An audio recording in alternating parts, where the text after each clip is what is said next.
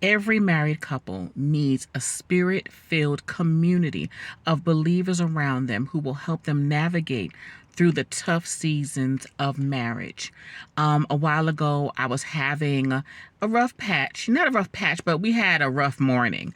And, I went to my community and we talked about it, and I was able to vent and I was able to shed all my tears. And, they gave me, guidance.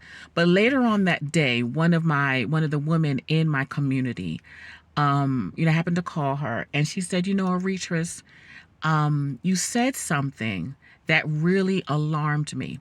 And I sometimes joke and say, well, I'm not leaving John. I got all these kids, and I'm too old to be starting all over and everything like that. So, and I say it in a joking manner, knowing that I'm not leaving my boo. But she said, there's no hope in that. You're not staying because you hope and believe that God's going to fix the issues you might have. You're staying because you have no other options. And I mean, the light bulb turned on for me like, oh my gosh. What I say in jest, what I say, just in passing as a joke, really is showing a level of,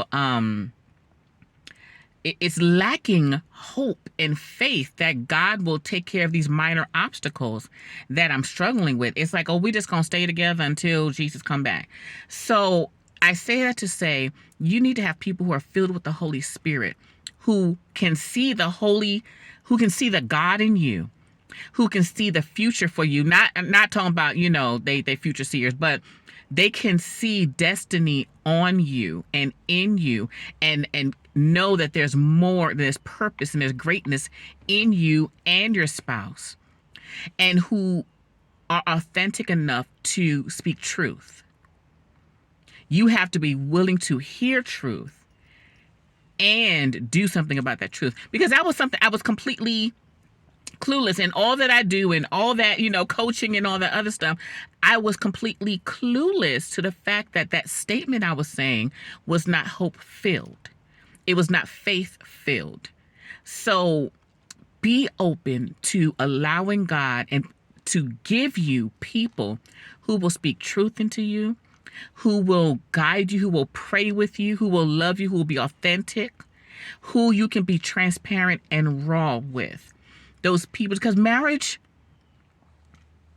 okay, I love my boo, but no, as long as you're on the face of this earth, the enemy despises your marriage and does not want you to be successful. He wants you to get a divorce.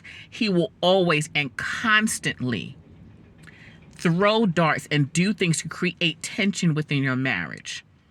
How you handle that determines the level of peace, clarity, and joy you will experience in your marriage.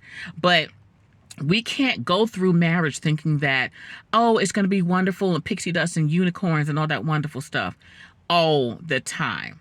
Not if you have an enemy that's warring against your marriage. And here's the kicker. If you are two believers who love God, the enemy's going to come for your marriage. Period. Because marriage is a representation of the love of God. Marriage is supposed to show non-believers, your marriage is supposed to show non-believers what Christ's love looks like, what healing looks like, what restoration looks like, what commitment looks like. So you have to be diligent and relentlessly vigilant about being open and allowing others to speak into you and seeing the hand of the enemy in little areas where you may be overlooking. All right. So, and if you do not have a community, pray relentlessly. I didn't always have this community where I could just be transparent and vulnerable and open and receive correction, receive spirit-led, spirit-filled correction. Okay.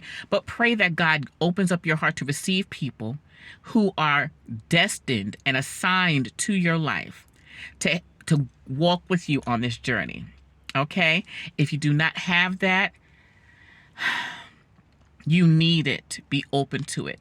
If you need help with that, you're welcome to click the link in my bio, connectingloveandmarriage.com/what's new, to see how we can help you get to your next level of enjoying the life and love of your dreams. All right? Love you. This is Rachel Hollins, the founder of Connecting Love and Marriage. Bye.